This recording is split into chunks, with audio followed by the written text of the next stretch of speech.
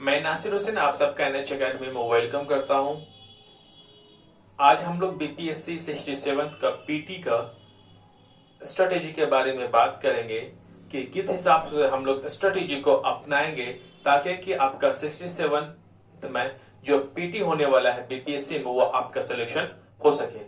आज हम लोग जो बात करेंगे बिल्कुल एक लॉन्ग टर्म स्ट्रेटेजी है, क्योंकि जब मैं ये वीडियो में बना रहा हूं आज 1 जनवरी 2021 है, तो इसी हिसाब से हमारे पास बहुत एक लंबा टाइम है, जिसके वजह से आप लोग पीटी के साथ साथ मेंस की भी तैयारी बीपीएससी के लिए 67 में होने वाला है, उसकी तैयारी आप अच्छे ढंग से कर सकते हैं। इस वक्त आपको इसके लिए कैसे पढ़ना तो है ही, पढ़ना तो आपको है ही। आज मैं आपको बताऊंगा कि किस हिसाब से आप अपनी तैयारी बेहतर ढंग से कर सकते हैं, जिसकी वजह से आप लोग पीटी में अपना सिलेक्शन ले सकते हैं। सबसे पहले आपको पढ़ना होगा, स्टडी विद सब्जेक्ट वाइज। सबसे पहले आपको सब्जेक्ट वाइज को पढ़ना होगा। जब आप लोग सब्जेक्ट वाइज अच्छे से पढ़ लेंगे, उसके बाद फिर अपने आप को प्रैक्टिस करें। जब आप प्रैक्टिस करेंगे उसके बाद फिर आपको टेस्ट देना होगा। आप खुद आप सेल्फ टेस्ट लीजिए, या फिर किसी भी इंस्टीट्यूशंस का, या फिर ऑनलाइन, या फिर कहीं पर भी किसी कोचिंग सेंटर में जा करके आप अपना टेस्ट दे सकते हैं। मैं आज जो मैं बात करूंगा, मोस्टली जो मेरा फोकस रहेगा वो सिर्फ रहेगा बीपीएससी 67 का पीटी में। उसके बाद फिर आपको मैं बताऊंगा कि मेंस को किस नजरिए से, किस हिसाब से आपको पीटी के रणनीति में आपको देखना होगा। मैं सबसे पहले मैं बात करूंगा आपका स्टडी विद सब्जेक्ट वाइज। आपको सब्जेक्ट वाइज पढ़ना होगा। पढ़ना कैसे होगा? सबसे पहले आपको देखते हैं हम लोग हिस्ट्री का सब्जेक्ट, फिर देखेंगे हम लोग polity, geography, current affairs, Bihar special, 6 में है साइंस, 7th में हमारा इन्वायरमेंट। इसको हम लोग कैसे और कौन से बुक से किस हिसाब से आप पढ़ें, मैं बताऊंगा कि कैसे अच्छे से आप सारे सब्जेक्ट्स को आप समझ सकते हैं। पहला हिस्ट्री को अगर हम देख लें, हमारा 3 टाइप में हम लोग पढ़ लेते हैं हिस्ट्री को, 3 पार्ट में। पहला पार्ट है हमारा ancient, second medieval, third one is the modern history. Ancient और मेडाइवल हिस्ट्री आप लोग बुक से पढ़ें। वो बुक है एनसीईआरटी की किताब 11th और 12th। इसमें आपका एंशिएंट और मिडाइवल दोनों ही कंप्लीट अच्छे ढंग से हो जाएगा।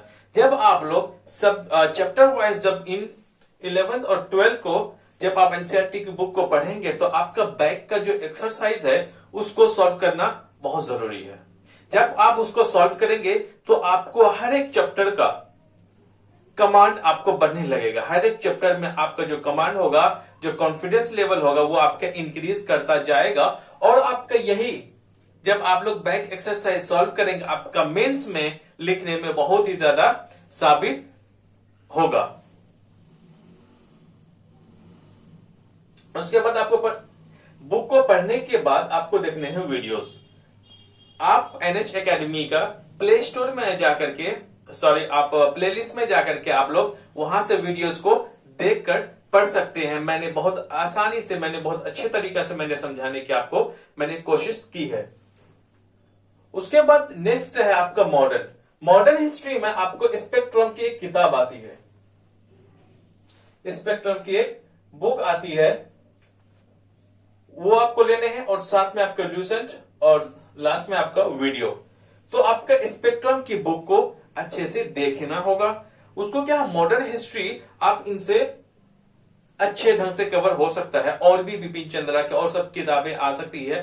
देखिए ऐसा है ना कि आप एक किताब को 5 बार पढ़े, ना कि 5 किताब एक बार पढ़े। 5 किताबों से पढ़ने से बढ़िया है कि आप एक ही बुक को 5 बार पढ़े। तो उन सारे बुक्स में क्या होते हैं, लगभग ऑलमोस्ट सारी बुक्स में ना आगे पीछे तो लगभग थोड़ा सा होता है, लेकिन आपका जो कंटेंट है वो बिल्कुल बराबर रहता है। एक ही जैसा सब में कंटेंट रहता है। तरीका सबका आगे पीछे जरूर हो सकता है, लेकिन आपका कंटेंट बिल्कुल सेम ही रहता है। इसीलिए 5 किताबों से पढ़ने से बढ़िया है कि आप एक ही बुक को 5 बार अच्छे से पढ़ेंगे, तो मेरा यकीन मानिए आप अपना सिलेक्शन ले सकते हैं। अब आपको ल्यूसेंट की पढ़नी है। जब आप पहले क्या करें, आपको सबसे पहले स्पेक्ट्रम की बुक पढ़नी होगी। आप पहले उनको अच्छे ढंग से पढ़ लें, उसके बाद आप ल्यूसेंट में आए। आप पहले चाहे तो इन तीनों में से आप चाहे तो पहले वीडियोस देख लें।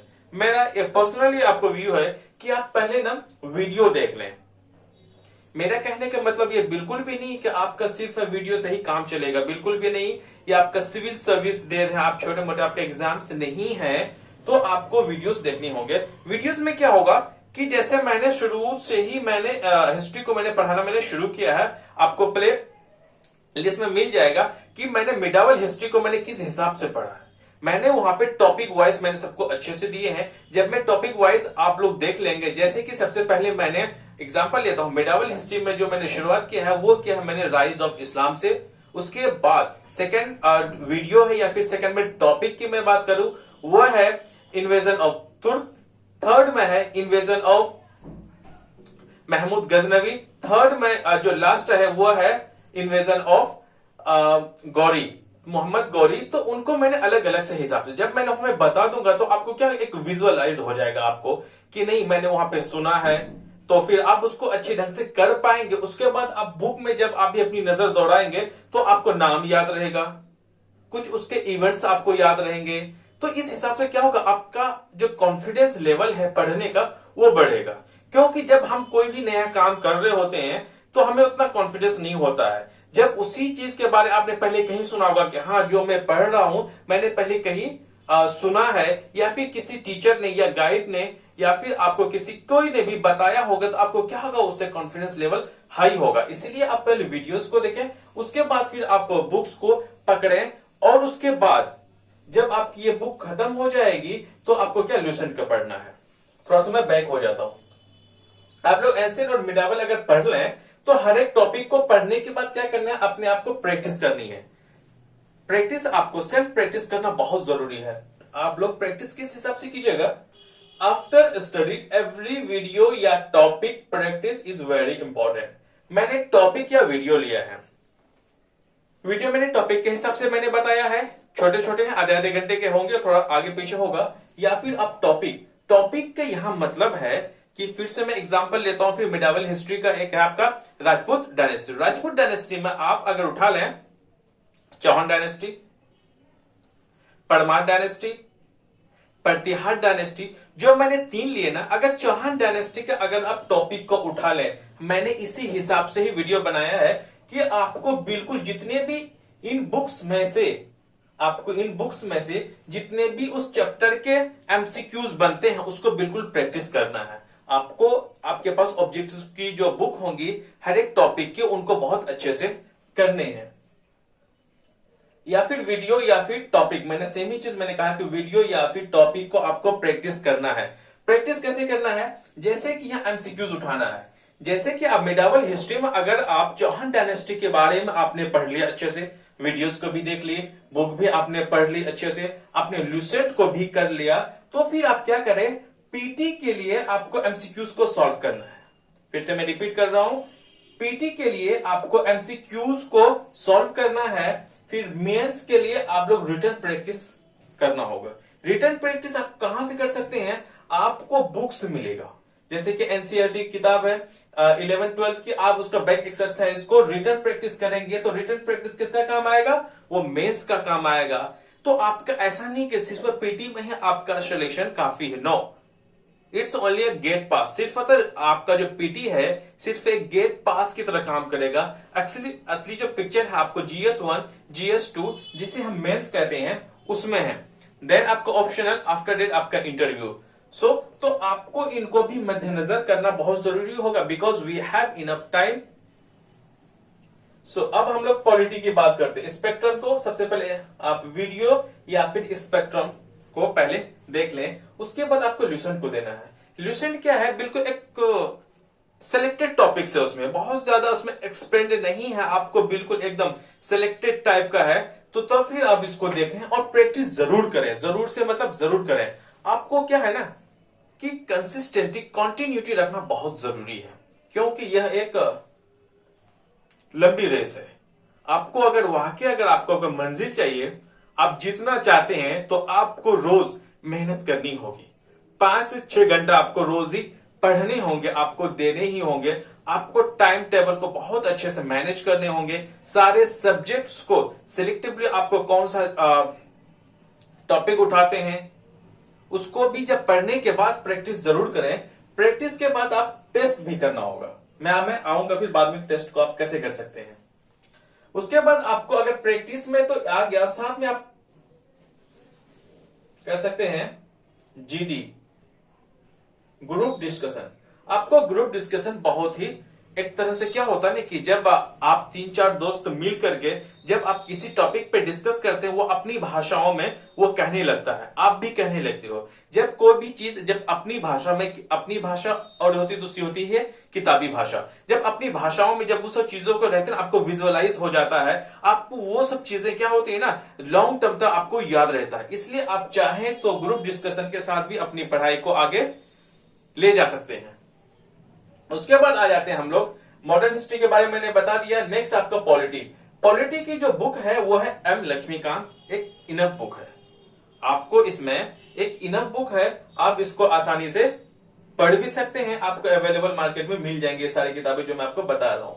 नेक्स्ट पॉलिटी में आपको वीडियो को भी आपको देखना बहुत जरूरी है। जब आपको चीजें कोई लगता है कि नहीं ये कोई सब्जेक्ट है, अब कोई टॉपिक आपको हार्ड लगता है, तो हमारे प्लेलिस्ट में आपको वो वीडियोस मिल जाएंगे। तो आपको क्या फिर से विजुअलाइज हो जाएगा, आपको कॉन्फिडेंस लेवल फिर से इंक्रीज हो जाएगा। तो फिर आपको जो चीजें समझ में नहीं आती तो फिर धीरे धीरे क्या होगा समझना सॉरी समझने में आपको आसानी होगी। नेक्स्ट है आपका ज्योग्राफी। ज्योग्राफी में आपको फिर से बुक जो है महेश कुमार बर्नवाल की जो बुक आती है वो भी बुक अपने आप में सफिशियंट है। और साथ में एटलस में क्या होता है ना कि एक मैप टाइप का होता है। आप वर्ल्ड मैप देख लें, इंडिया का मैप देख लें, बिहार का मैप देख लें, तो मैप में क्या होता है ना कि आपको कोई भी सब्जेक्ट्स पढ़ें, खासकर आप लोग ज्योग्राफी में तो बहुत ही ज्यादा काम आता है कि नदियां कहाँ है, पहाड़ कहाँ पे है, कहाँ कहाँ पे रिसोर्सेज ज्यादा अवेलेबल है, कहाँ पे रिसोर्सेज आपको ज्यादातर मिलते हैं। तो उस हिसाब से आपको ये बहुत ही ज्यादा एटलस होता है, आपको मददगार साबित होता है। नेक्स्ट आपका है ल्यूसेंट को भी फिर से मैंने बोला कि एक बिल्कुल एक topic wise topic to topic बात करता है, इसमें ज्यादा एक्सप्लेनेशन नहीं है, बिल्कुल यह एक एमसीक्यूज टाइप में आपको इसको देखना होगा। सबसे पहले आपको महेश कुमार बर्नवाल की एक बुक लेनी है, उसको पढ़ना है, फिर एटलस को और ल्यूसेंट को अच्छे से पढ़ने हैं। फिर आपको वीडियोस हमारे देखने होंगे या फिर आप देख सकते हैं तो उसमें कि मैंने कैसे ज्योग्राफी को समझाने की मैंने कोशिश की है, क्योंकि ज्योग्राफी एक ऐसा सब्जेक्ट है जहां पे आपको ये फिगर वाइज आपको बिल्कुल मैप वाइज समझाना बहुत जरूरी है, क्योंकि जो मैप को अच्छे से समझ लिया तो उसको भी ज्योग्राफी समझने में आसानी होती है। नेक्स्ट है करंट अफेयर्स को आपको बुक लेनी होगी। बुक कौन सी है, मंथली या फिर ईयरली, आपको कोई भी मैगजीन हो या फिर कोई भी आपको मार्केट में अवेलेबल हो, बीपीएससी के लिए जो आते हैं मंथली या ईयरली, आप उसमें ले, आपको रोज पढ़े। आप कम से कम आपको आधे घंटे से लेकर 40 मिनट तक आपको रोज ही टाइम इसमें देने हैं। और साथ में आपको करंट अफेयर्स का जो वीडियोस होंगे या फिर टेलीग्राम में जो चैनल्स होंगे, तो मैं उसमें इसका मैं बना के मैं करंट अफेयर्स का मैं डाल दिया करूंगा।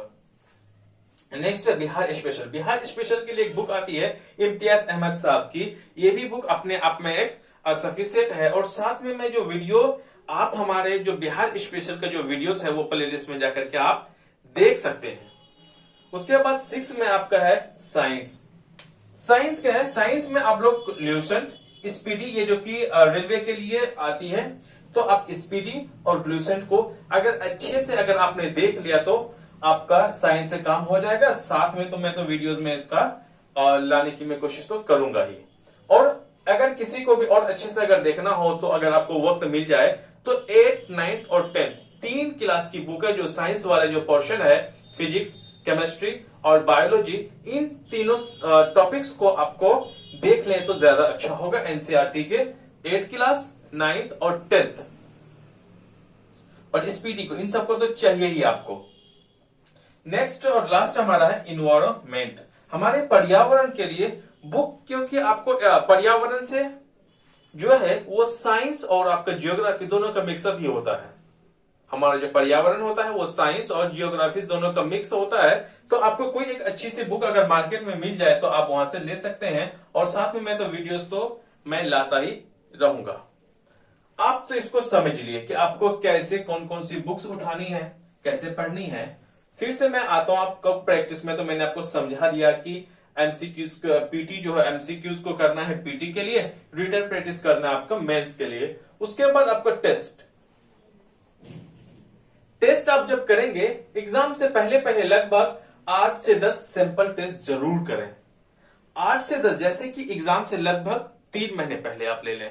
जब भी आपका पीटी का 67th का जब भी एग्जाम होंगे उनसे लगभग 3 महीना पहले ही आपको 8 से 10 टेस्ट करना आप शुरू कर दें।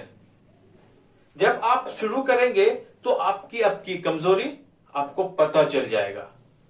कम से कम उनसे क्या होगा, आप जब जितना ज्यादा प्रैक्टिस करेंगे तो आपके सारे सब्जेक्ट का रिवाइज होता जाएगा। ये ना सोचे कि अगर आप दे रहे हैं, पहला टेस्ट अगर आप पीटी के लिए आप दे रहे हैं, तो अगर आपको उसमें कामयाबी नहीं मिल पा रही, आपको लगता है कि नहीं इसमें से मुझसे सॉल्व नहीं हो रहा, शायद आगे भी नहीं होगा, ऐसा तो आपको बिल्कुल बिल्कुल भी नहीं करना है। ये मतलब नहीं है कि आपने अगर एक कर दिया तो दूसरा आपसे नहीं होगा, नहीं, क्योंकि आपने मेहनत से अगर ये सबको पढ़ा है, ये मेरा यकीन है और हकीकत भी है कि आप लोग शुरू में हो सकता है परेशानी आए, क्योंकि कोई ऐसा स्टूडेंट नहीं है जो कि पहला ही अटेम्प्ट दे हो जाए। सारे स्टूडेंट्स का नहीं होता ना, रियरली किसी किसी का हो जाता है, लेकिन क्या होता है 1 या 2 बार को फेल होना ही पड़ता है। तो आप फिर ऐसे क्यों सोच रहे हैं? अगर आप पहला अब तो क्या दे रहे हैं, टेस्ट दे रहे हैं, आपका तो उनका बीपीसी का पीटी देने के लिए आप डायरेक्ट चले गए, नो।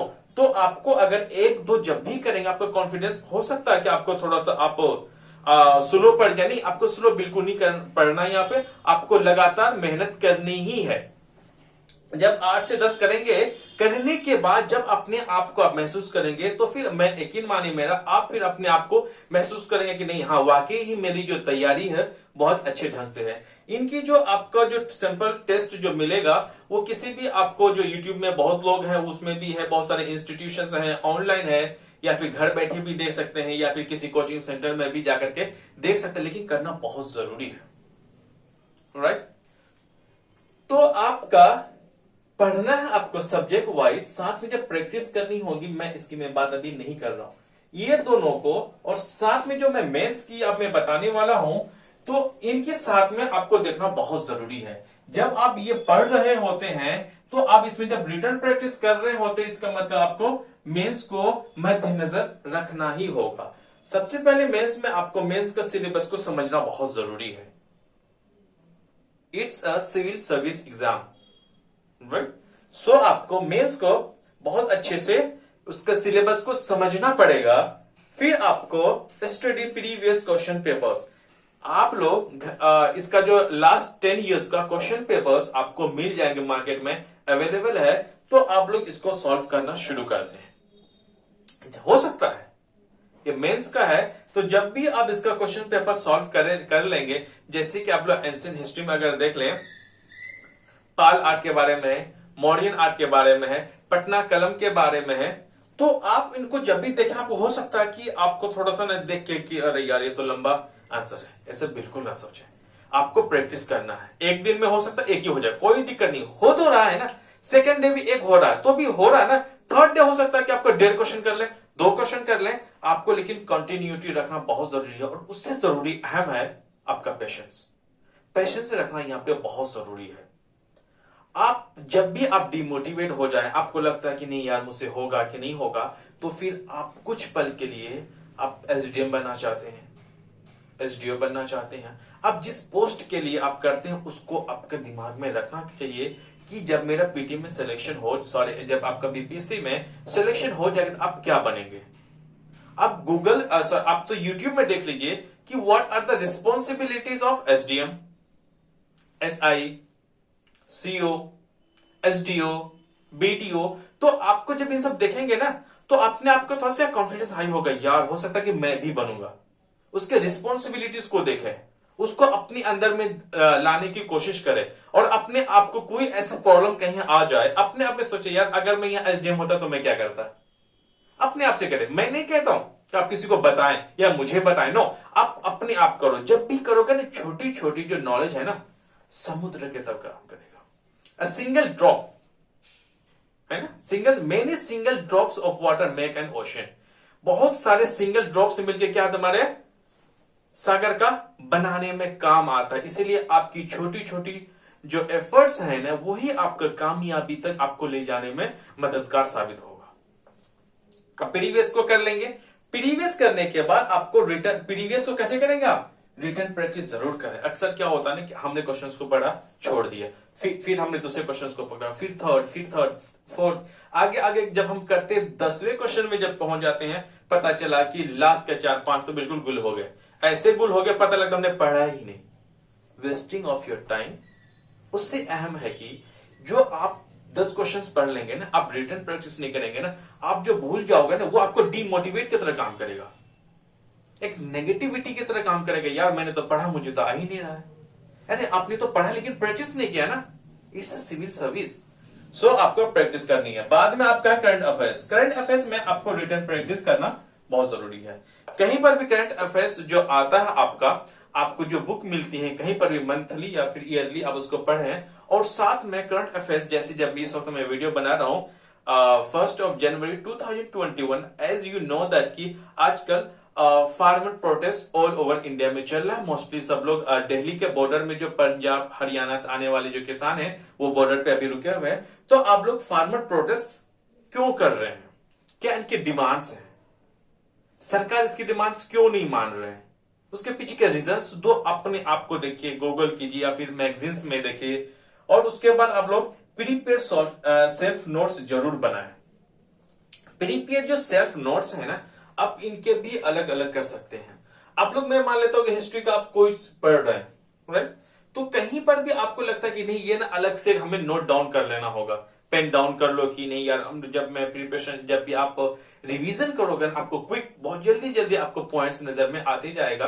तो सेल्फ जो नोट्स हैं आप करंट अफेयर्स के लिए जो लिखना सीखें आप, उसके बाद इन सारी छोटे छोटे चीजों के पॉइंट आउट कर ले। आप चाहें तो बुक्स में हाईलाइटर लगा के लिख लें कि कौन कौन सा आपके लिए टॉपिक ज्यादा इंपॉर्टेंट है, और साथ में इन चैप्टर से कौन कौन सवाल आ सकते हैं। जब आप लोग प्रीवियस क्वेश्चन पेपर जब भी उठाते हैं, तो आपको लगता है कि नहीं यार ये ना कौन कौन टॉपिक्स इंपॉर्टेंट है, तो आप इसमें लगा दो। जब आप रिवीजन करेंगे तो वो रिवीजन में क्या होगा, बहुत ही अच्छा आपको हेल्पफुल साबित होगा।